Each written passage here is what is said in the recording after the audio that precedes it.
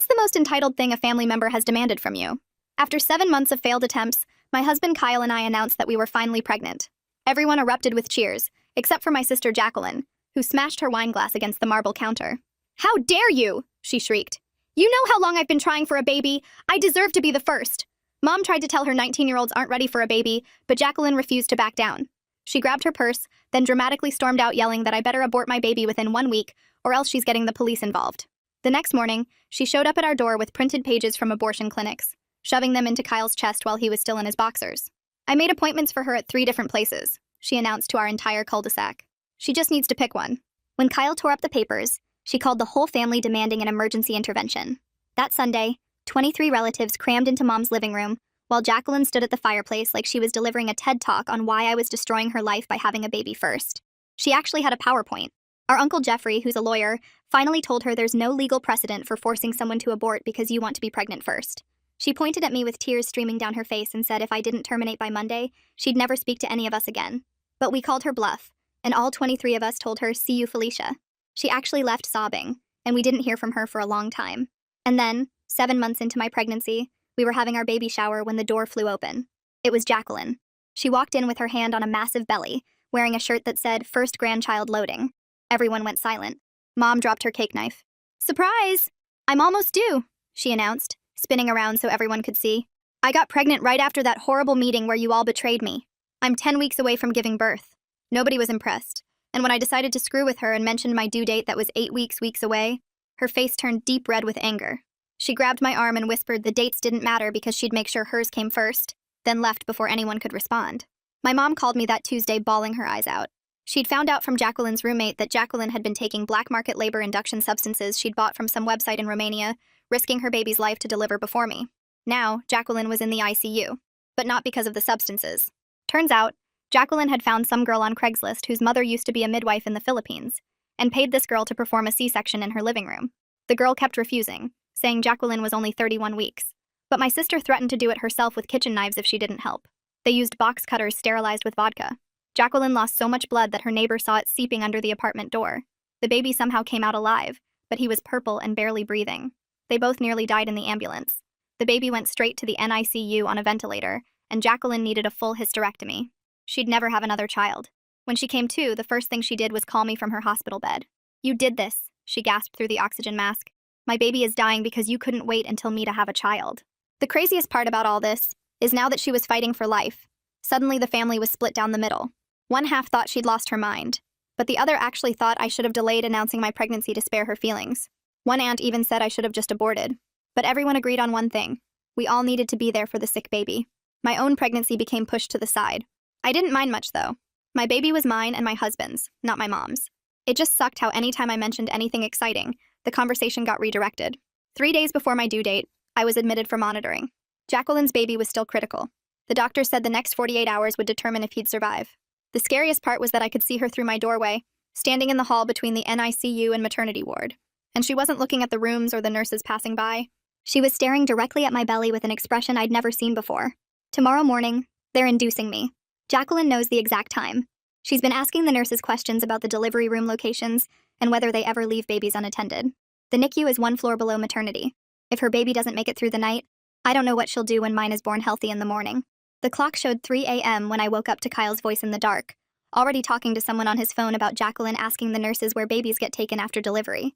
He was pacing by the window, explaining how she'd been watching the hallways and timing how long nurses stayed in each room. The charge nurse on the other end promised to add a special security code to my chart right away and alert the whole night shift. Kyle wasn't satisfied, though, his voice getting louder as he demanded specific names of who would protect us and exactly what they'd do if Jacqueline tried to get near our baby. His hands were shaking as he wrote down names on the hospital notepad, asking about door locks and panic buttons, and whether security could physically stop someone from entering our room. The nurse kept trying to calm him down, but Kyle wanted a meeting with hospital security before my induction started at 8 a.m. Within an hour, Francis Bergman showed up at our door wearing a security supervisor badge and carrying a thick folder of protocols. He walked us through every single safety measure they had, showing us pictures of the electronic badges that tracked everyone's location, and explaining how the infant security tags would trigger an automatic lockdown if anyone tried to remove them or take a baby past certain doors.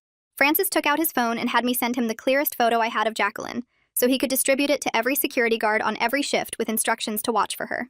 He showed us the dedicated officer assigned to the maternity ward and gave us his direct number, promising someone would check on us every hour once labor started. At 5 a.m., someone knocked, and Olympia Hicks from Social Services came in with a clipboard full of forms, explaining she needed to document all the threats Jacqueline had made for potential CPS involvement. She sat in the uncomfortable visitor chair asking detailed questions about every interaction, every threat, every time Jacqueline had mentioned our baby, while I felt my face burning with embarrassment at having to tell a complete stranger about my family's mess. Olympia explained the process for getting an emergency restraining order and said she could start the paperwork right now if we wanted, that a judge could issue it before the baby was even born.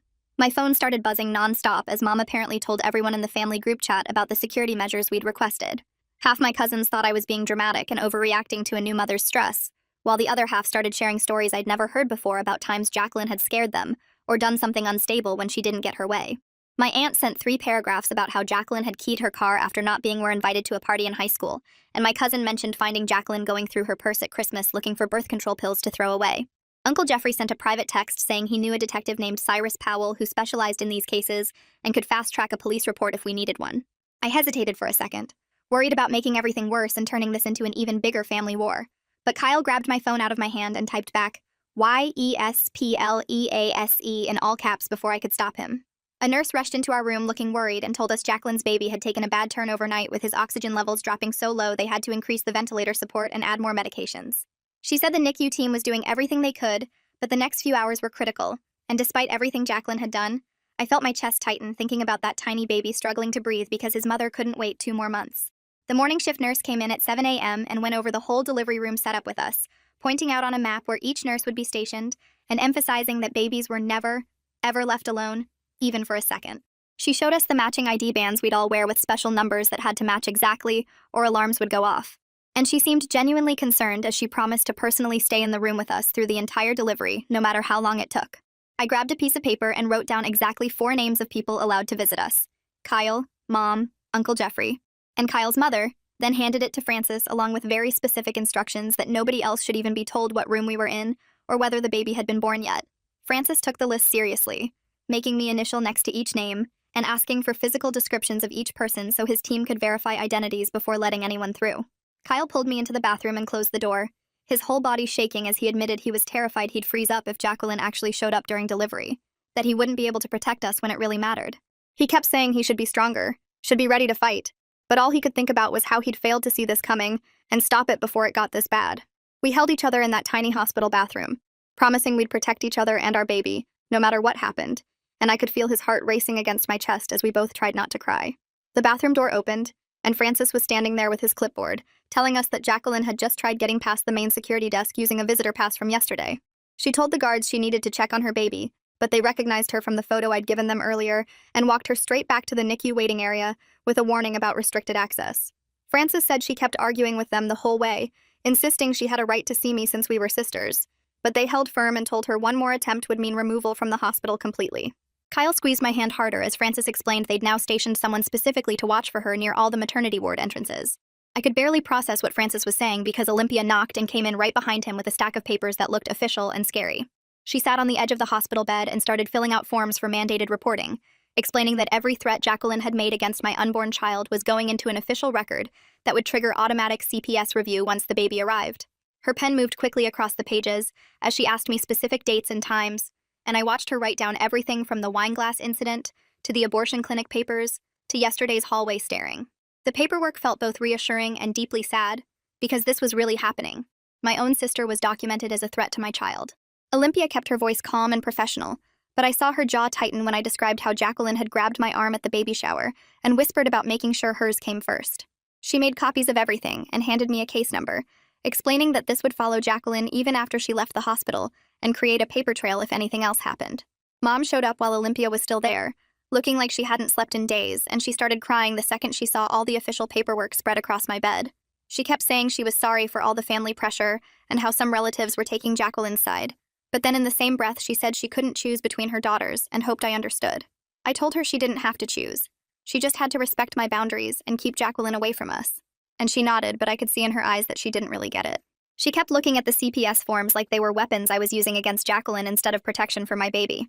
My phone rang, and it was Detective Cyrus Powell, Uncle Jeffrey's contact, calling to confirm he was opening an investigation into the illegal surgery and needed details about any threats Jacqueline made before or after the home C-section. I put him on speaker so Kyle could hear too, and started giving him dates and times while Kyle held my hand because the early contractions had just started, making my voice shake as I tried to remember everything. Cyrus asked really specific questions about who else heard the threats, whether I had any texts or voicemails saved, and if anyone had witnessed Jacqueline asking about delivery rooms and baby security.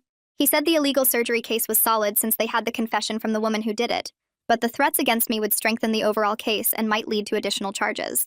A knock interrupted our call, and a woman in a suit came in carrying more papers, introducing herself as the hospital's legal representative who needed me to sign forms creating an extra privacy lock on my medical chart. She explained that once I signed, nobody could even confirm I was a patient here unless they were on my approved list. Not even other hospital staff could share information about my room number or condition. It felt like such a small thing, but somehow it made me feel more in control, knowing Jacqueline couldn't sweet-talk some random nurse into giving her information. Kyle grabbed a yellow legal pad from his backpack and started writing down everything that had happened in the past week, saying he was sick of explaining the whole story to every new nurse or doctor who came in.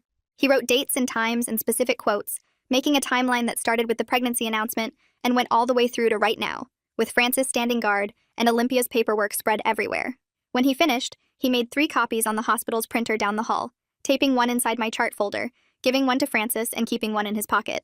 The contractions were getting stronger and more regular, and the nurse came in to check on me, immediately noticing the crowd in my room and suggesting we limit visitors to essential personnel only.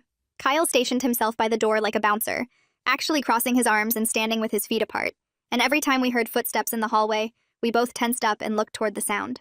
Francis had to physically intercept Kyle's cousin Jefferson, who showed up with his phone out, trying to FaceTime the delivery to share the joy with the whole family, including poor Jacqueline, as he put it. Kyle's face turned red, and he told Jefferson to leave immediately, or security would remove him, and I felt so grateful I'd married someone who understood that our safety came before family politics. Jefferson tried arguing that everyone had a right to share in the moment, but Kyle just pointed down the hall and said one word, "Leave," and Francis escorted Jefferson to the elevator. Between contractions that were making me grab the bed rails, Olympia explained that we qualified for an emergency restraining order as soon as the baby was born, which would legally prevent Jacqueline from coming within 500 feet of us or attempting any contact. Kyle immediately said yes without even looking at me, and Olympia started filling out more paperwork while I tried to breathe through the pain that was getting worse every few minutes. A different nurse accidentally entered our room instead of the one next door, and her mistake triggered the infant security alarm, this incredibly loud shrieking sound that made everyone freeze. The whole floor would go into lockdown within seconds if that alarm went off for real, she explained after apologizing, and showed us how the doors would automatically lock and security would flood the unit. After my initial panic at the sudden noise, I actually felt reassured knowing they took baby safety this seriously, and that even an accidental breach would cause such an immediate response. My phone buzzed with a text from Mom saying Jacqueline was down in the NICU asking nurses about their break schedules and when they switch shifts and whether babies are ever alone during those times. The next contraction hit so hard I couldn't even respond to the message, just gripped the bed rail while Kyle read it out loud and his face went white. He stepped into the hallway and I heard him talking to someone. Then Cyrus walked in carrying a small black notebook that he handed to Kyle. He told Kyle to write down everything with exact times and dates because we might need it as evidence later, and Kyle immediately started scribbling while I tried to breathe through another wave of pain. The contractions were coming faster now, and the nurse checked me and said it was time to move to the delivery room. They wheeled me down the hall with Kyle jogging alongside, still writing in that notebook, and Francis walking ahead of us, checking every doorway. The delivery room was bright and cold, and they started explaining all the security stuff again, showing us the matching wristbands we'd all wear, and the special tag that would go on the baby's ankle that would set off alarms if anyone tried to take her past certain doors. The anesthesiologist came in to check my epidural and adjust it while Kyle kept writing, and I could see his hand shaking. The doctor arrived and checked me and said we were ready to start pushing, and suddenly there were more people in the room, nurses getting everything ready, and one of them stayed right next to me like she promised. I pushed and pushed while Kyle held my hand and stopped writing long enough to count with me and tell me I was doing great. Everything hurt, and I was scared but also determined to get my baby here safely, and I kept pushing even when I thought I couldn't anymore. At 7:23 a.m., she came out screaming, and they put her right on my chest, all wet and warm and perfect, while Kyle started crying, and the nurse immediately snapped those security bands on her tiny ankle and my wrist. For those few minutes, nothing else existed except her little face and Kyle's tears and the weight of her on my chest. They cleaned her up while she stayed on me and did all the checks they needed to do without taking her away, and Kyle took pictures with his phone while tears ran down his face. Within an hour, they moved us to a recovery room way down at the end of the hall, past all the other rooms and away from the elevators, and Francis came with us to make sure our names weren't posted anywhere.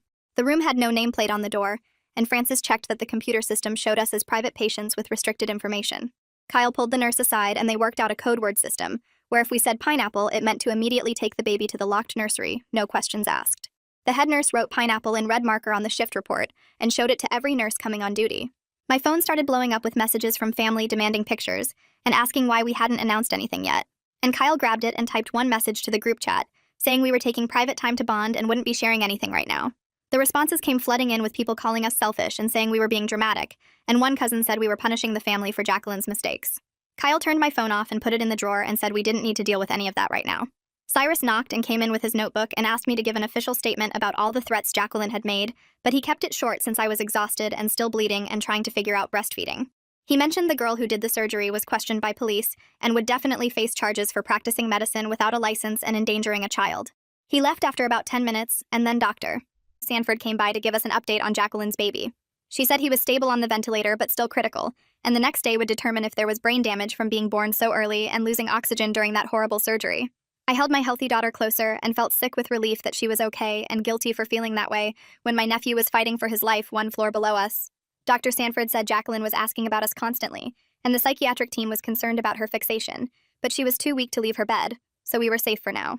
Kyle's mom texted that she saw something on social media, and when Kyle checked his phone, there was a post from Jacqueline saying I stole her thunder and ruined her life by refusing to wait my turn, and she'd tagged every single family member she could think of. The post had pictures of her in the hospital bed looking pale and sick with captions about how I'd forced her to take desperate measures, and now her baby might die because of my selfishness. Kyle immediately took screenshots of everything before she could delete it, and added them to the folder he'd started with all our evidence. The comments were already piling up with some family members defending her and saying we should have been more considerate, and others telling her she needed serious help.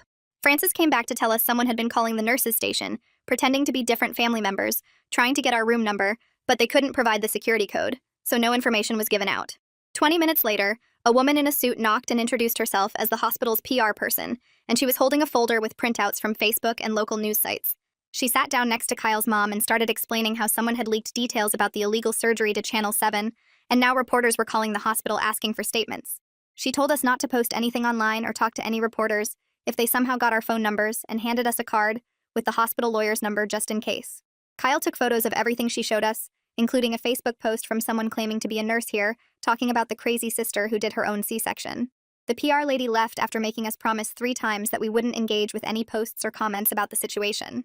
Olympia knocked about an hour later carrying a thick folder and looking more serious than I'd seen her before. She pulled a chair close to my bed and explained that CPS had to open an investigation because of how Jacqueline's baby was born, and they needed statements from everyone who knew about her threats. She kept saying we weren't being investigated and we were just witnesses, but she needed to know every single thing Jacqueline had said about taking my baby or hurting herself. I told her about the intervention and the PowerPoint, and how she'd grabbed my arm at the baby shower while Kyle added details I'd forgotten, like the exact words she used. Olympia wrote everything down in her notebook and asked if we had any texts or voicemails from Jacqueline, which Kyle immediately pulled up on his phone. She took pictures of everything, including the screenshots from social media, and said this would help protect both babies from any future incidents. After she left, Kyle went to talk to the nurses about visitor protocols and came back looking upset. He'd found out someone had called 7 times in the past 2 hours, claiming to be his mother trying to get our room number, but they kept failing the security question we'd set up. His actual mother was sitting right there next to me the whole time holding our daughter, and she looked just as worried as we were. The charge nurse came in right behind him and said they were changing everything immediately, and Francis would handle it personally. Within an hour, Francis was back with a whole new system, including visitor badges that needed photo ID and matching wristbands that changed color every day. He showed us the new list where he'd personally verify every single visitor and assign someone to walk them to our room instead of letting them wander the halls. He also moved us to a different room at the very end of the hallway with only one way in and cameras covering the whole corridor. Kyle's mom helped us pack everything while the baby slept in her bassinet, and we settled into the new space that felt more like a bunker than a hospital room. Mom showed up the next morning with red eyes and shaking hands. She sat on the edge of my bed and asked if she could bring Jacqueline for just 5 minutes to meet the baby, because maybe seeing her would snap Jacqueline back to reality. She kept saying it might help heal the family and make Jacqueline realize what she'd done wrong. I looked at Kyle and then back at Mom and told her absolutely not, and there was no way Jacqueline was coming near my daughter after everything she'd threatened. Mom started crying harder and said I was being cruel and tearing the family apart, but I didn't chase after her when she left. I just held my baby closer and tried to focus on feeding her while Kyle rubbed my back. My phone rang and it was Cyrus calling with an update. He said Sterling Waite had given a full statement about finding Jacqueline bleeding on the bathroom floor and calling 911, and the woman who did the surgery had confessed everything. She told police that Jacqueline had threatened to hurt herself if she didn't help, and showed them the texts where Jacqueline said she'd use kitchen knives if necessary. Cyrus said the evidence was overwhelming, and charges would definitely be filed once the prosecutor reviewed everything, which would probably happen within the week. He also mentioned that Jacqueline might face charges too, once she was mentally stable enough to stand trial, but that could be months away. Olympia came back that afternoon with a different folder and a gentle smile. She said she needed to do a postpartum mental health screening with me, which felt weird since we both knew my stress wasn't normal new mom stuff. She asked me questions about sleeping and eating and crying, and then acknowledged that what I was going through was way beyond typical, and she wanted to connect me with someone who could help. She'd already arranged for a trauma therapist to come see me tomorrow right here in the hospital room so I wouldn't have to leave the baby. While she was finishing her notes, my phone buzzed with a text from my aunt saying I should publicly apologize to keep the peace and think about family unity. I didn't even respond, but just showed Kyle, who grabbed my phone and blocked her number while muttering something about people being insane. Francis burst through the door looking angry and out of breath. Someone had tried to get onto our floor using a visitor sticker they'd stolen from the cardiac unit, but security caught them at the elevator when they couldn't answer basic questions about who they were visiting. The person ran before anyone could grab them, but we all knew exactly who it probably was, even though Francis couldn't say for legal reasons. Kyle stood up and said enough was enough and asked Cyrus to come back immediately. When Cyrus arrived, Kyle had already printed out everything, including the security footage Francis had shared, and all the screenshots and texts and threats. They sat at the little table in my room, filling out paperwork for an emergency restraining order, while I nursed the baby and tried not to cry. Cyrus said the judge would hear our case tomorrow morning through video conference, so I wouldn't have to leave the hospital, and based on the evidence, we'd definitely get at least a temporary order. Kyle held my hand, while Cyrus explained that the order would prevent Jacqueline from coming within 500 feet of us, or trying to contact us in any way, including through other family members. The door opened, and Dr. Sanford walked in, carrying a clipboard, and looking less worried than before. She pulled up a chair next to my bed, and started explaining that Jacqueline's baby was doing better than yesterday, actually breathing over the ventilator for a few minutes at a time now. The numbers on his charts were going up slowly, and while it wasn't some miracle recovery, it was definitely progress. I held my daughter closer and felt this weird mix of relief and guilt, because I'd been praying for that baby, even though his mom wanted to hurt mine. Kyle squeezed my shoulder while Dr. Sanford showed us the charts and pointed to the improving oxygen levels. About an hour later, a different woman knocked and came in wearing a badge that said, Child Protective Services. She sat down with this thick folder and started asking if we'd thought about taking Jacqueline's baby, if he survived, but couldn't go home with her because of the criminal investigation. My whole body went cold and I looked at Kyle, who was already shaking his head. The worker kept talking about kinship placement and family preservation while I felt like I couldn't breathe because I'd just given birth yesterday, and now they wanted me to take care of a sick premature baby whose mother was threatening us. Kyle stood up and told her firmly but politely that we needed to focus on our own newborn, and that taking on a medically fragile infant while dealing with ongoing threats would be dangerous for everyone involved. The worker wrote something down and said she understood but had to document that she'd asked.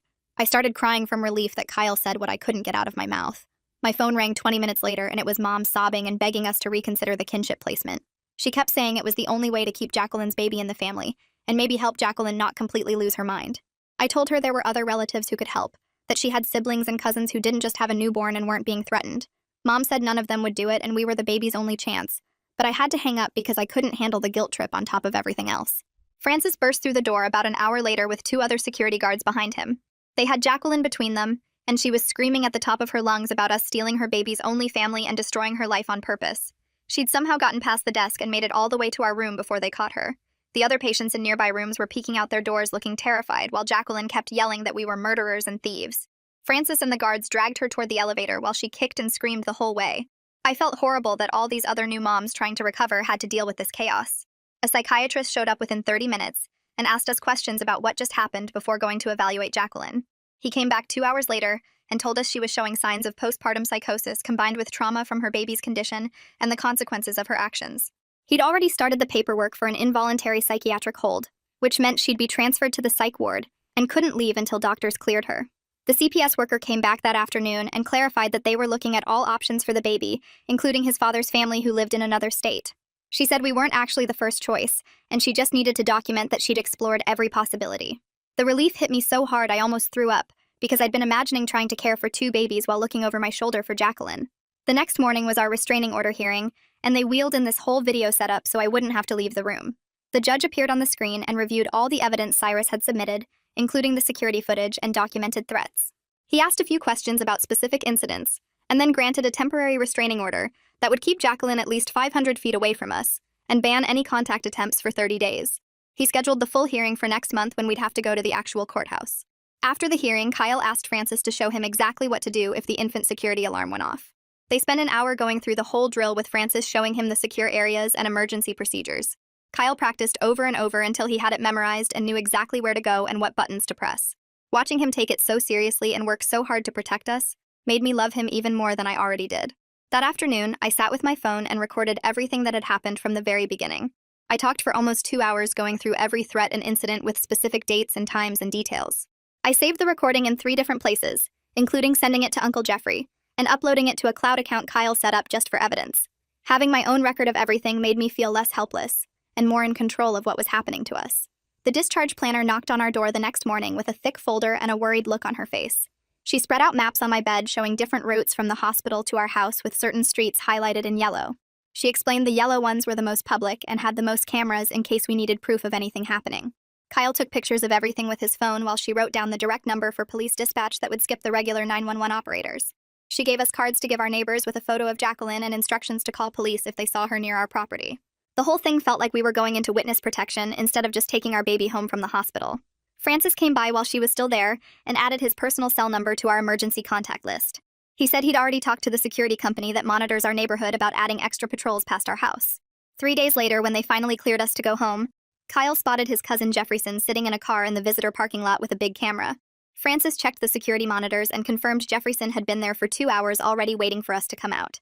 We packed everything into bags while Francis arranged for maintenance to bring a cart through the service hallways. The baby stayed wrapped against my chest under my jacket as we followed Francis down empty corridors I didn't even know existed.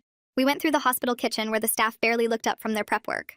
Kyle carried our bags behind us, checking over his shoulder every few steps. The loading dock smelled like old garbage and diesel fumes, but our car was already there with the engine running. Francis had moved it himself using Kyle's keys, so nobody would see us in the regular parking garage. We strapped the baby in while Francis stood guard, and then drove out the back exit that delivery trucks use. Kyle took 3 different turns checking the mirrors before finally heading toward our actual neighborhood. Jefferson never even knew we'd left and probably sat there for another hour waiting for nothing. At home, everything looked exactly the same, but felt completely different knowing what we were dealing with. I jumped when our neighbor's dog barked and kept checking the locks even though I'd just checked them 5 minutes before. The baby would cry, and I'd wonder if someone outside had made a noise that scared her. Kyle stayed up after I finally fell asleep, sitting by the window with his phone ready to call 911. We switched places at 3 in the morning when the baby needed feeding, and I took over the watch. Neither of us got more than 2 hours of sleep at a time those first few nights. Every car that drove past made us both freeze and listen until it passed. The doorbell rang on our 3rd day home, and we both panicked until we saw Cyrus through the peephole. He came in carrying a box with a security camera system that some victim fund had paid for. He spent 2 hours installing it on our porch and showing us how to check the feed from our phones. He positioned it to cover the entire front yard and sidewalk so we'd have video of anyone approaching. While he worked, he took more photos of the threatening messages on my phone for the criminal case file. He told us the prosecutor was taking this seriously and building a solid case for when Jacqueline was stable enough to face charges. The next morning, I found a cardboard box on our porch that hadn't been there the night before. The security camera showed Mom had left it at 5 in the morning when it was still dark. Inside were baby clothes from when Jacqueline and I were little, all washed and folded perfectly. Her note said she loved us, but needed time to figure out how to process everything that had happened. She promised to respect our boundaries, but hoped we knew she was thinking of us. I cried holding those tiny outfits, remembering when things were simple and Jacqueline was just my annoying little sister. That afternoon, my phone rang with the hospital number, and my stomach dropped thinking something happened with Jacqueline. But it was Dr. Sanford calling with an update on the baby's condition. She said he'd started breathing on his own for 15 minutes at a time without the ventilator. His brain scans looked better than expected, though they wouldn't know about delays until he was older. The prognosis had shifted from critical to serious, but stable, which should have made me happy. Instead, I felt guilty for wishing he would just stay sick enough that Jacqueline couldn't use him against us somehow. 4 days later, Kyle's phone rang at 2 in the morning with a number we didn't recognize. The voicemail was Jacqueline's voice, shaky and furious, saying we'd destroyed her life and stolen her baby's future. She rambled for 3 minutes about how we'd turned everyone against her and ruined her chance at motherhood. Kyle called Cyrus immediately, even though it was the middle of the night, to report the violation. Cyrus said she must have used another patient's phone at the psychiatric facility, which was a serious breach. The restraining order hearing was scheduled for that Friday, and the judge appeared on our laptop screen from his courtroom. He reviewed the stack of evidence Cyrus had submitted, including the security footage and voicemail from that week. He asked us a few questions about specific incidents and whether we felt our safety was at risk. After 20 minutes, he extended the temporary order to a full year with criminal penalties if violated. He made it clear that any contact attempt would result in immediate arrest once she was released from psychiatric hold. The relief hit me so hard I started shaking, and Kyle had to finish answering the judge's final questions. 2 weeks later, Olympia called to tell us they'd found placement for Jacqueline's baby with his father's parents in Oregon. The grandparents were stable, financially secure, and had no criminal history or concerning behaviors. They'd already started the interstate placement process and would take custody as soon as the baby was medically cleared. She confirmed we were officially removed from consideration as caregivers, which felt like a huge weight lifting off my shoulders. I felt guilty for being relieved, but also knew we couldn't handle that situation on top of everything else. Kyle scheduled a video call with the extended family for that Sunday to set clear boundaries going forward. 23 relatives joined the call, though half of them had their cameras off. Kyle did most of the talking, explaining we'd send one monthly update email but wouldn't respond to individual texts or calls. He said no surprise visits would be allowed, and anyone who shared information with Jacqueline would be cut off completely. Most of them agreed, though Aunt Chloe kept saying we were being too harsh on someone who was clearly sick. Uncle Jeffrey backed us up, reminding everyone that mental illness didn't excuse criminal behavior or threats. The call ended with uncomfortable silence, but at least everyone knew where we stood. Mom called 3 days later to tell me she'd signed up for therapy at the Community Mental Health Center and found a support group that meets every Tuesday for families dealing with relatives who have mental illness. She drove herself to the first meeting that same week and sat in a circle with 12 other people who understood what it felt like to love someone whose brain worked differently. The therapist gave her worksheets about setting boundaries and recognizing enabling behaviors, which she actually filled out instead of shoving them in a drawer. She started keeping a journal where she wrote down all the times she'd made excuses for Jacqueline's behavior over the years, pages and pages of incidents she'd brushed off as teenage drama or sibling rivalry. The support group leader explained how mental illness can escalate without treatment, and Mom finally stopped blaming herself for not being able to fix everything with enough love and patience. Cyrus called that Friday while I was trying to figure out the breast pump. His voice matter-of-fact as he explained the unlicensed surgeon had taken a plea deal for practicing medicine without a license and child endangerment. The woman got 5 years in state prison with possibility of parole in 3, though Cyrus said she'd probably serve the full term given the severity of what happened. He mentioned Jacqueline would face her own charges once the doctors cleared her as mentally competent to stand trial, which could take months or even a year depending on her treatment progress. The prosecutor was building a case for reckless endangerment of a child and possibly attempted murder if they could prove she knew the risks to her baby. I found a new parents group at the library that met Wednesday mornings. Just 8 moms with babies under 6 months old, sitting on yoga mats talking about normal stuff like diaper rash and whether organic formula was worth the extra money. Nobody knew about my sister or the restraining order or the baby fighting for life in the NICU. They just saw me as another tired mom trying to figure out this whole parenting thing. We compared notes on swaddle techniques and shared recommendations for pediatricians, and I felt like a regular person for the first time in months. The group leader brought coffee and homemade muffins, and we took turns holding each other's babies when someone needed a bathroom break, or just a minute to drink their coffee while it was still warm. The psychiatric facility called Kyle to inform us they were transferring Jacqueline to a specialized long-term treatment center 2 hours away that focused on postpartum psychosis and trauma-related disorders. The intake coordinator explained she'd be there for at least 6 months, possibly longer, with no set discharge date until the treatment team felt she was stable enough for outpatient care. They had strict visiting policies and all communication had to go through the clinical team first, which meant the restraining order would stay in full effect even while she was hospitalized. The facility specialized in cases like hers where criminal charges were pending alongside mental health treatment, with security protocols to prevent patients from leaving without authorization. Dr. Sanford caught us in the hospital parking lot during our 2-week checkup, having just come from checking on Jacqueline's baby in the step-down nursery. She explained his brain scans showed some areas of concern that would likely result in developmental delays, though they wouldn't know the full extent until he was older and hitting milestones. The grandparents from Oregon had arrived and were learning how to manage his feeding tube and monitor his oxygen levels for when they could finally take him home in another month or 2. She handed us a photo they'd asked her to share. Just a tiny baby in a onesie that said, "Little fighter," with tubes. And wires attached, but eyes wide open. And he looked exactly like Jacqueline did in her baby pictures Mom kept on the mantle. Kyle sat down that night with his laptop and created a family communication system, using a group email that would go out once a week with basic updates about the baby and nothing else. No individual texts or phone calls unless there was an actual emergency. No discussing Jacqueline's situation unless it directly affected our safety. No sharing photos on social media where she might see them someday. He set up an auto-response for any family members who tried to contact us outside the weekly email, politely directing them back to the boundaries we'd established. The system felt cold but necessary, giving us space to be new parents without constant family drama, while still maintaining some connection for the relatives who'd respected our boundaries. I pumped extra milk every morning and Kyle would drive it to the hospital in a cooler marked for the NICU donation program, along with the preemie clothes we'd bought just in case our daughter came early. The NICU coordinator never asked who it was for, but I think she knew, giving us a small nod of understanding when Kyle dropped off the supplies at the desk. We never visited Jacqueline's baby directly, but this felt like the right amount of help, supporting an innocent child without putting ourselves back in danger. During a 2 a.m. feeding when the house was completely quiet except for the white noise machine, I held my daughter against my chest and felt her tiny heartbeat while she drank.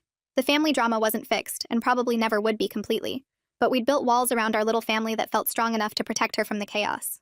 My phone sat silent on the nightstand. No angry texts or guilt-trip voicemails, just peaceful darkness and the soft sounds of my baby breathing. That's a wrap for now. Thanks for just hanging out and exploring all these little details with me. Until next time, subscribe for more content like this.